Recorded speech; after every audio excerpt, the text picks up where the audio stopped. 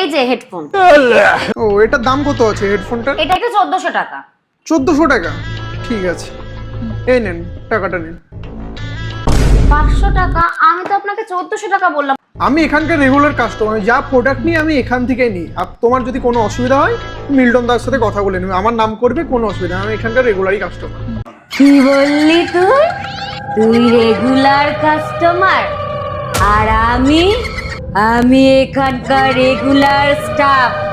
রোজ এখান দিয়ে গেলে রাত্রে বেলায় আমার আওয়াজ শুনতে পারবি। ঠিক আছে ঠিক আছে, আমি পেমেন্ট করে দিচ্ছি। পুরো পেমেন্ট হ্যাঁ, করে পুরো দেবেন? পেমেন্টে করে দিচ্ছি। আচ্ছা দিন। এই নেন। সে তো বুঝলাম, কিন্তু সেই তো 500 500 1000 টাকা হলো, এখনো তো 400 টাকা বাকি আছে। বাকি টাকাটা আপনি খাতায় লিখে রাখুন, আপনি মিল্টন দাকে বলে দেবেন, কোনো অসুবিধা নেই। আমার এখানেই বাড়ি, লোকালেই বাড়ি আমার এখানে, কোনো অসুবিধা নেই। যারা এখানে ধার করে তারা আর এখানে ফিরে আসে না। এই নিন, আপনি আপনার টাকাটা রাখুন।